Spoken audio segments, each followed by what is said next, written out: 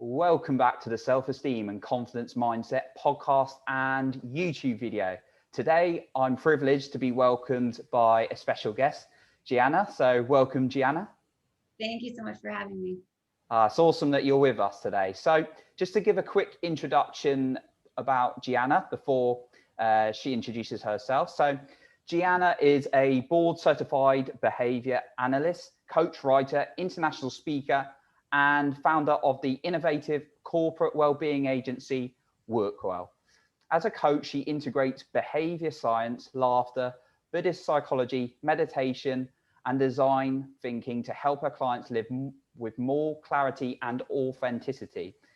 Her corporate wellbeing agency uses a cultural assessment and wellbeing research to create epic work cultures employees love. Awesome. And she lives in Los Angeles with her 3 rescue animals.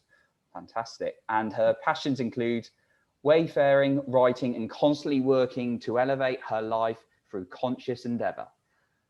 Brilliant. Really looking forward to this conversation, Giana. So would you like to say a little bit more about yourself? Sure. I actually grew up in the field of education and research, working with children with autism, and absolutely adored it. I did it for about a decade and fell in love with behavioral science and understanding why we do what we do. And so after a decade, I worked in the government, I worked in DC, I worked in the Central Office of Special Education. I did research, I was in healthcare, I did all kinds of things. And about 4 years ago, almost 4 years ago to the day, I decided to leave the clinical world because I was hitting this ceiling. And I wanted to use the science of human behavior to solve other problems. And so I had my last day, June 9th, 2017, took off to Europe for 6 weeks and lived there with a friend, and noticed that the way of life was very, very different there. And I came back very protective over health and happiness of people. And I noticed more than ever how the American workforce was really hijacking our lives. And there was this social currency around, well, I work 14 hours a day. Well, I work 16 hours a day. Well, I never stop. I haven't taken a vacation in 3 years. And it worried me. And there was a very foundational moment when I realized that that was the problem that I wanted to solve, is creating workplaces that are environments that influence our health and happiness. And I didn't think that we were getting it right at the time. And employee well-being was actually starting to skyrocket. You know, we were like copying Google and Facebook and looking to them to see what they're doing. And I'm sure we'll talk about more about that. But yeah, so that landed me here today. Brilliant. It sounds like you had a interest in behavioral science from quite an early stage. What do you think it was that drew you to that originally? I had a father who was very curious and was always treating me as if he was teaching me that life was to be lived through learning and that you never stop learning. And so, you know, growing up, I think that curiosity was instilled in me from a really young age. I was just always really interested in, you know, what makes people do what they do. And I didn't, you know, despite being a psych major in college, I had never heard of behavior analysis before until well after college. So I found that calling kind of late. But yeah, it's you know, a process by which we behave and learn and grow. And that was always going to be interesting to me. Yeah, no, that sounds like we're very similar. I mean, I too did psychology at university.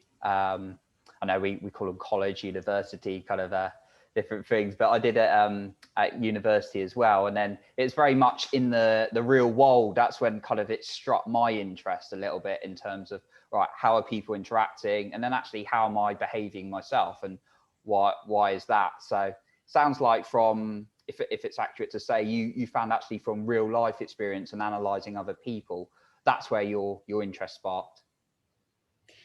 Yeah, you know, I think as a child I was really curious, but as I grew up and got into the workforce, I had some really great bosses, and working in the Central Office of Special Education in DC, we were there to change things. And the way that things were being changed was very archaic, I would say. But we were given this beautiful evaluation center. We had all the funding.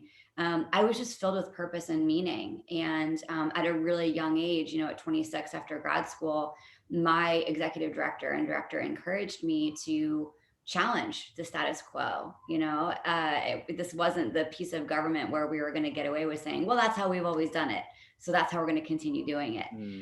And so I had really great bosses at a very influential time in my life that made me empowered, you know, that made me feel more powerful and ready to say, well, why are we doing it that way? There's got to be a better way. And with that extra added component of knowing behavior and knowing human behavior, that touches happiness, satisfaction, performance, retention, the efficiency, how, you know, the efficiency with which a business can run. So, you know, when you're a behavior analyst, you can work anywhere behavior exists. So I got quite lucky there. Okay. And it sounds like you had some great bosses who demonstrated some like good examples there for you. So that sounds brilliant. And then kind of looking at things with curiosity, as you touched on earlier, that sounds brilliant as well. So what are some of in your area of work, what are some of the main, obviously it varies from place to place and individual to individual, but what are some of the main challenges you perhaps see? With clients? Yeah, with clients in particular. Yes, that's a really good question. When I was working with children with autism in my clinical world, the parents of the children, understandably so, were dealing with a lot of emotional content, right? You know, we had all these great plans in place to reduce tantrums, to teach them to talk, to teach them to dress themselves, to work with all kinds of varying degrees of aggressive and troublesome behavior. But the parents were so emotionally hijacked in those moments when their children were having tantrums or being aggressive, that they really had trouble following our plan. And so when I left clinical, I decided I wanted to start working with more of the internal behavior. We would call it a private event, is what we call like thoughts and feelings, things that you can't see.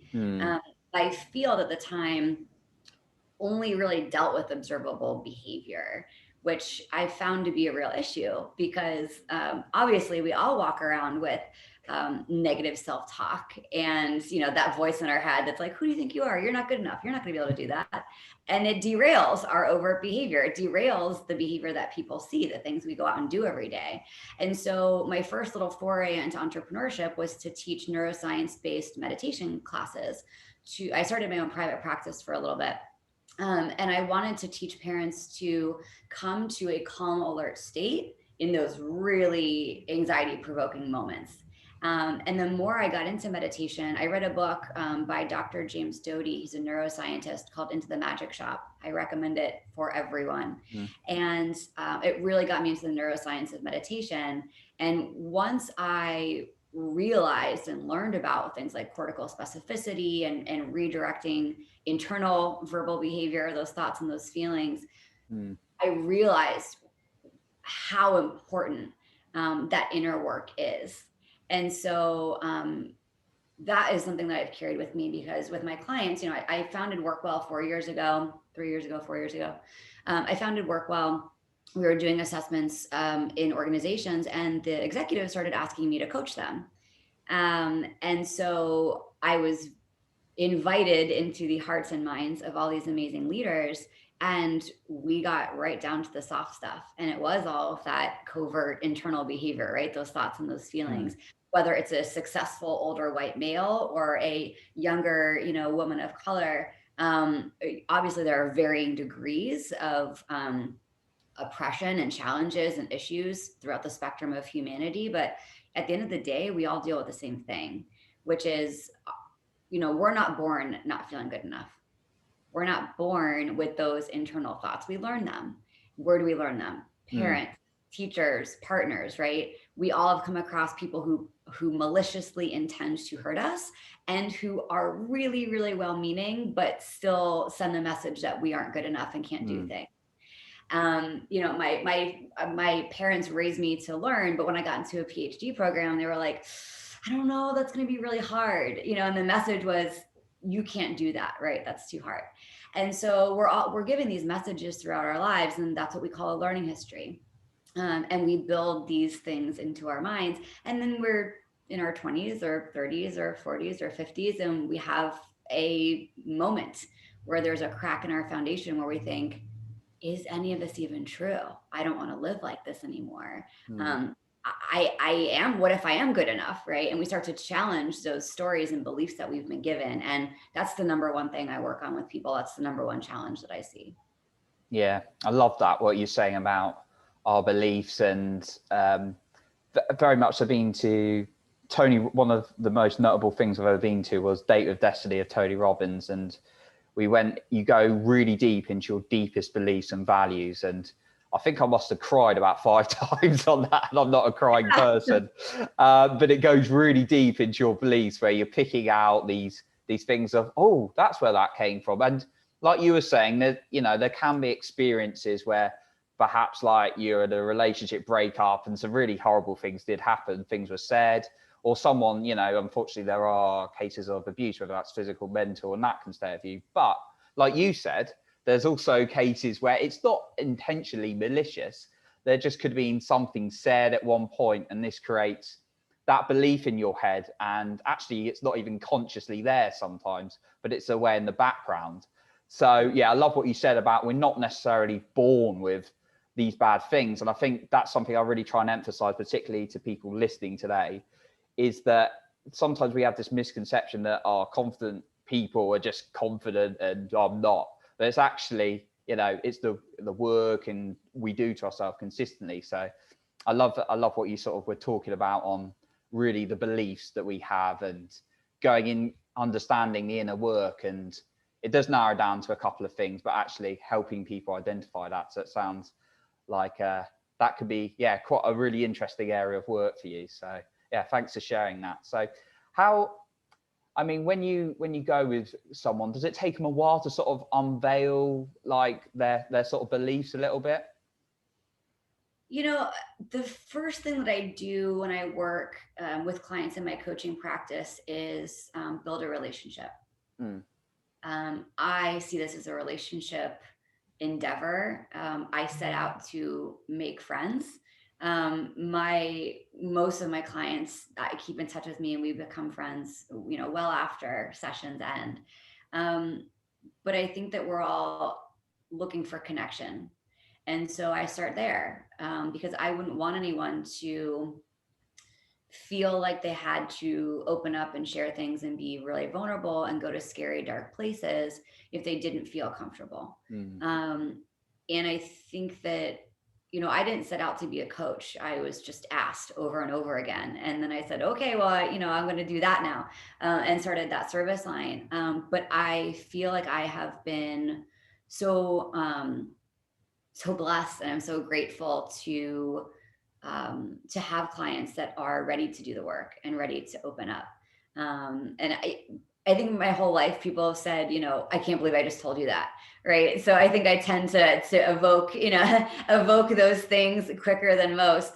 But no, a client I'm thinking of right now is the president of a very successful company, older white male, 55-ish years old. And within the first 3 sessions, he was crying about the way that his mother spoke to him. And he didn't even really intend on being coached. I was coaching another executive of his, and he just kind of hopped in to be a part of the team. Wow. And so, yeah. And so sometimes people come right to me and say, here are the things that I want to work on. I would say 90% of the time, people will reach out to me and say, I'm completely lost. I know something isn't right, but I'm sick of feeling wrong and I need help. And it's really the job of a coach, as I'm sure you know, is to tease those threads out and to ask those really good questions and to invite people to open up and get there themselves. So yeah, I would say most of the time people just have a feeling that something could be better, or that there's stuff there and they want someone to kind of help guide them through that process. Yeah, absolutely. And Would you say the art of kind of being self-awareness, the self-awareness is absolutely key to that, helping people understand more about themselves? Absolutely. I think on behalf of the coach, I was lucky to grow up. One of my first master's degrees was in counseling, and they have you do a lot of your own work before you work with anyone else. And so I was really taught to be self-aware through that program. So I think coaches have to be really self-aware. You don't want to coerce or lead or influence your clients. You really just want to be a vessel for change. And I think, yes, people who typically seek out coaching are, even if they're not super self-aware, they want to be. They want to learn how to be, and they want to open themselves up. And that's really the only requirement, I think, for coaching is ready to just kind of like lay down and open up and say, here's how I feel, here's what I'm dealing with, and I trust you to lead and guide me. And it's a partnership, right? And as a behavior analyst, I know that behavior is bi-directional, so it's really important that both people come into that session and enter into that relationship together with their eyes wide open, which is why I use humor. I'm pretty informal. You'll see me in my like joggers and my tank top in sessions. People in LA, we can meet in a park, we go for walks. It's really just as comfortable and enjoyable as possible. Yeah, no, absolutely. I think I reminded me yesterday, I think I just finished like a mental run and I came in and I was just on my coaching session yesterday, just reminded me of that. They can see you're a person too, so you can build that relationship. Yeah, absolutely love that. So how important would you say is it to be authentic? Oh my gosh. I will say I hired an agency to redo my website and kind of invested in them during the pandemic when I was doing some things, and they interviewed a lot of my old clients. And the one thing that came out was, well, the two things that came out, it feels like I'm talking to a really close friend, and she does the work first, right? I never wanted to be, I think it's really hard to allow someone to help you when they're doing a lot of telling and not a lot of doing. And so I'm working with people on how to show up as their authentic selves in their own lives, right? And to answer the scary questions that I ask and to do that deep work and to open up. And if I'm not ready to do that with them, they don't get as good of an experience, right? Coaching is very experiential. It can be really scary, but it can also be really enjoyable, hopefully both, to know you're doing it right. And so I give examples from my own life all the time. I'm happy to share. I'm always an open book. I'm happy to share things that I've been through to relate. So I don't think I've ever struggled to come up with a story that is similar to a client's. I remember going through that. I can empathize, right? I think it's important for empathy. As far as authenticity, I see it as, when we talk about well-being at work or in life, it's typically centered around like, are we drinking water? Are we getting sleep? And obviously that's all very important. But as a behavior scientist, you always want to look at, well, why aren't people doing those things? Right? It's not that people don't know that eating salad and moving your body is good for you. It's that they're not doing it for another reason. And Yeah, so, it's just they know the strategy. It's just the psychology can get in the way. Yeah. right. And so when people, a lot of clients during the pandemic were saying, I used to work out all the time, but now it's really hard. And I used to drink water and I used to eat my salads, and now it's really hard. And so what I saw a lot of was people just getting really tired in a really difficult time. And so when I talk about well-being, I think authenticity is at the forefront of well-being, because everything that I've ever learned about anyone, including myself, there are two things I know to be true. The healthiest, happiest people are allowed to have the courage to show up in the world as themselves, right? Wearing whatever they want, they hold their beliefs true to them, they know their values, they show up in the world as their authentic selves. And we all want to be able to do that, right? And then we want the world to receive us. for that belonging, right? Your authentic self, all of your quirks and cracks and weirdness and coolness and all the things that are unique about you are welcome here. And so it's that bi-directionality that we're all looking for. And that's what I'm always trying to cultivate with clients of who are you? Let's figure all of that out and build a really strong identity and lifestyle that you can be proud of.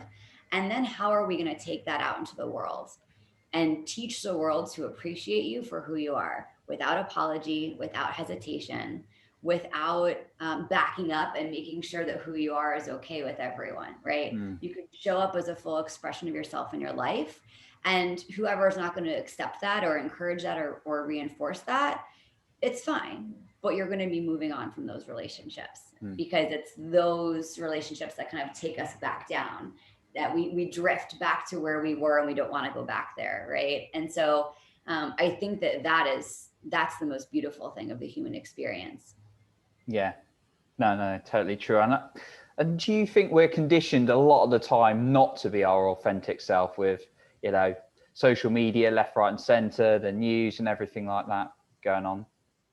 Absolutely. I mean, and this is neuroscience, our brains work in categories, right? Our brains work in buckets. You are male, I am female, you wear these types of clothes, you listen to these types of music, I call you this, right? I call you like, you're kind of like a punk style guy, or you're like a, you know, like a conservative, or, you know, our brains work really well with containers and labels. Not that that's necessarily a bad thing. Our brains don't like to do a lot of work. Our brains are actually quite lazy. But if we can get out of that boxed way of thinking, we accept the full spectrum of humanity. And so when we look at politics, media, social media, especially, everybody's got their brands now, you know, like these colors make you this and these colors kind of make you that. We're continuously putting ourselves in buckets, which I think it makes sense neuropsychologically, but it does a real disservice, I think, to the uniqueness of the human experience.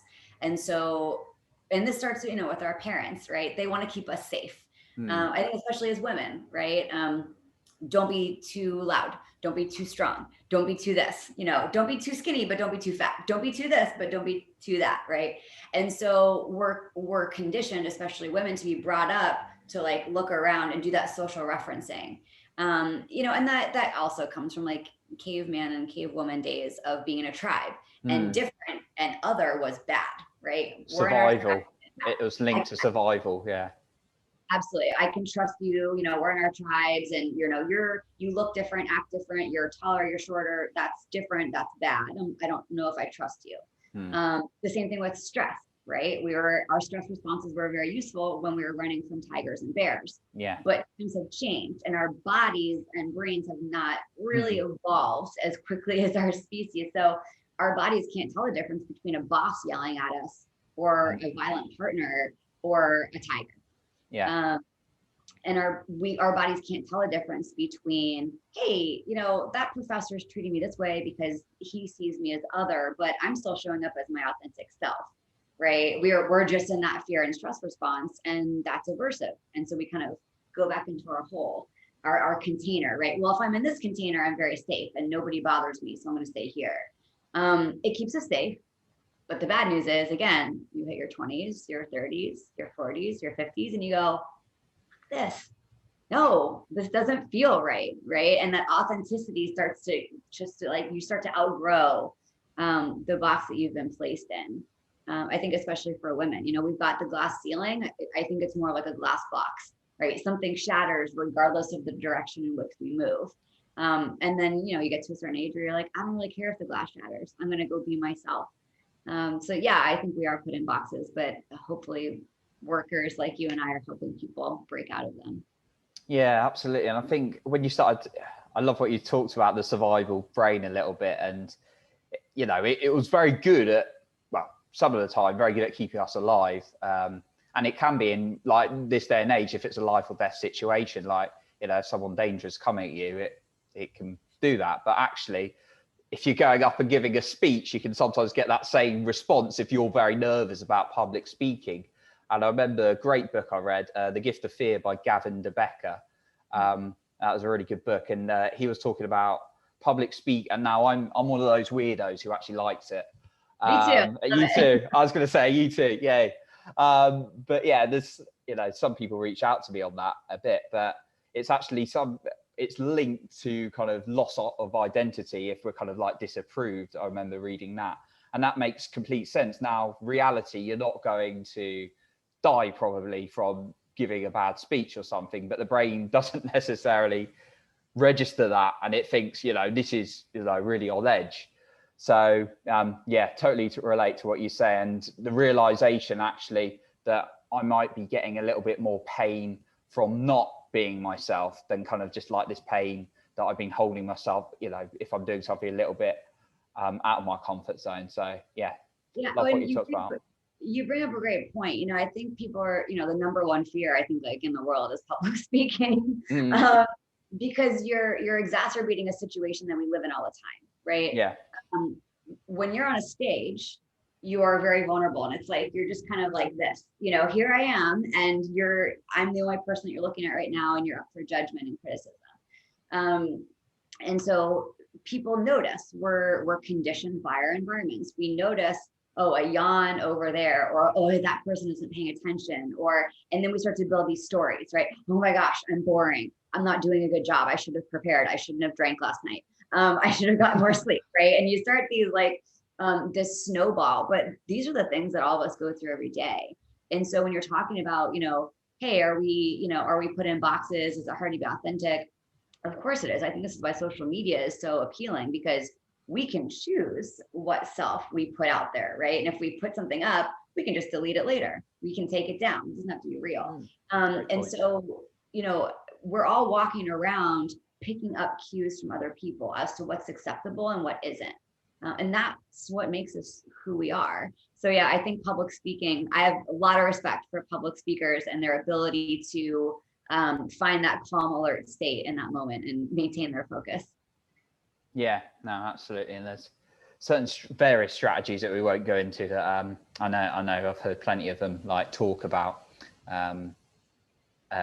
People like Mel Robbins I followed, and Joseph McClendon, as I mentioned earlier, who kind of find a way around it. What kind of like one of my final questions really is how important in your work do you see the role of habits, and do you look at people's habits quite regularly, what they're doing on a day-to-day basis? Yeah, absolutely. What we do is who we become, right? And so I work with internal habits first, again, those beliefs and thoughts. I think of it like a record player, right? What's your record playing every day? So you get up and think, what if something amazing happens today? Or gosh, yesterday was awesome and I want to really bring that into today. Or are you well set for your day? What are you telling yourself about yourself, your day? And I think, those thoughts that drive our behavior is really important. People can unknowingly derail themselves really quickly first thing in the morning with that like mental junk food that you feed yourself for breakfast, right? I don't want to go to work, I'm not good enough, like all those things. But they can also be derailed. This is why I love behavior so much, because every behavior can be changed. It just depends on a very specific process that I take clients through to step out of those habits, right? People don't need to be told, be positive, think positively. It's like, okay, thanks for the advice. There's a reason that people don't. And so, yeah, I mean, I think habits are really important. There's a concept, a phenomenon called fluency in behavior analysis. Just because you do something once doesn't mean it's a habit. When we are changing our behavior and trying to do something new, whether it's a different thought pattern or we're going to exercise in the morning or whatever it is, number one, it's really, really difficult to change because there's something reinforcing your current behavior that keeps you stuck. So number one, what is that thing? Number two, now that we know what that thing is, how can it's called a task analysis, right? We take little teeny tiny steps. We shape a behavior. We don't get up and run a marathon. We get up and say, hey, you're not a morning person, but you want to be. Do you think you can get up and like walk a lap around the block, right? Or walk up and down your stairs one time? Like, embarrassingly small goals, embarrassingly small things, because we don't do things unless there's a payoff for us, right? Consequences maintain most of our behavior. What happens after we do something maintains that behavior. So you have to do the behavior to get the reward. Most people will say, well, I'm not going to do that, because they don't know what it's like to be rewarded for that, right? They don't know what it's like to get up and go for a run in the morning and feel great, you know, and have that done by 7 o'clock in the morning. And so if we can shape people to those bigger goals, that's really, really important. But those habits, you need to build fluency with habits. And this is why things like one-off trainings and, you know, all of those things don't build habits, don't work, right? You need a guide and an accountability partner to kind of shape you over the course of weeks or months until this habit is so fluent, it's part of your ritual or routine for the day. It's just part of what you do. And if you don't do it, the day feels weird, or you feel off, or you lose energy. And then that consequence keeps you going back to that thing that you built. You know, I know people who have done like the Whole30 diet, right? And after the month, they're like, yeah, I think I feel better. But then they go back to it that they were eating and they feel terrible. And so that consequence drives them back and keeps them in that healthier lifestyle habit. So yeah, there's a lot of tips and tricks and behavior hacks when it comes down to the science of building those habits and changing our behavior that I find fascinating. Yeah, I always find habits fascinating, and I'm sort of at a stage now. I'm always, when I hear something, it's like, how do I make this into a habit to kind of like shape my life? Not what am I just going to do like this once? And that's kind of where, and one of the most influential books I think for me was James Clear's Atomic Habits, which was a fascinating read, which I really, really liked. So yeah, I love what you're saying. And then of course we could have like you were talking about earlier, the brain can't think about everything in the day because it would go mental, it, you know, explode. So it's doing this autopilot mode most of the time and just running on things, and these things don't always serve us, like and we're not thinking about it. So consciously, yeah, like you were saying, sort of bringing them to our attention and then looking at getting them over and over again is key, so we can kind of automatically do the right thing. So you know, it's always fascinating to speak about habits and hear kind of people's perspectives on it. So yeah, no, thanks for sharing that. So also, it's been a really fantastic chat with you and really enjoyed this. So is there any kind of like final points you'd kind of like to share with us? Yeah, you know, I think in regards to the last really tough year and change, I hope everyone out there is carrying at least a little bit of hope with them. I absolutely love times of transition and change, even when they're hard, because they're opportunities to turn it all around and to create improvement and to create new habits and new lifestyles and new work styles, right? And so I would highly recommend that people take this time. I was teaching a class through Simon Sinek and his company last year, and the question, yeah, I coached him for a while, and so the course was first using meditation to get people kind of into that calm, alert state. But the question that I would always ask that really resonated with people, when we can ask this anytime in our lives, really, but it's especially pertinent now, is after this really challenging time, what have you learned? What lessons have you learned that you don't ever want to forget? Because when our environment changed and things were very scary and people were, you know, sick and dying, and it was, you know, we were all kind of in it together, I saw this this togetherness and influx of kindness within myself, within my friends, within humanity. And when our environments start to change back, we start to lose those lessons. And so I just would love everyone, if I can give kind of a thoughtful question to leave with today, it's that, you know, what is the lesson that you've learned about yourself, about the way you want to live or work or exist in the world, that you're just ready to go do something about it, right? I'm working on a book now that helps people kind of just do it, right? Just stop hesitating and just go do it, because the time is literally now. And so I just would love to leave everyone with that thought, and see what happens. See what happens to your day when you ask yourself that question. Fantastic. I always like encouraging quality questions as well to people, because that often determines the quality of your life. And, if we're waking up and saying, oh, what's going to go wrong today? It's a completely different question to, oh, what have I learned about this tough time? What am I going to do going forward? And I love the quality of that question. So yeah, thank you for leading that.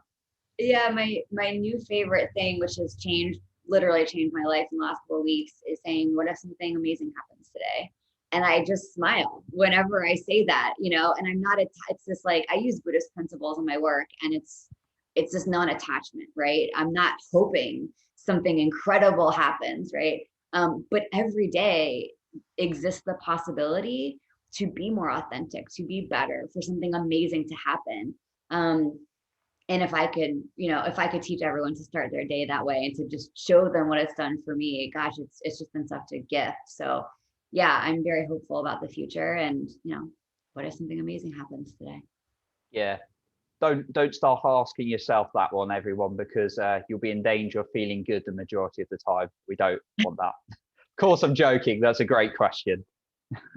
No, I love that one as well. But yeah, some good couple of quality questions you gave there.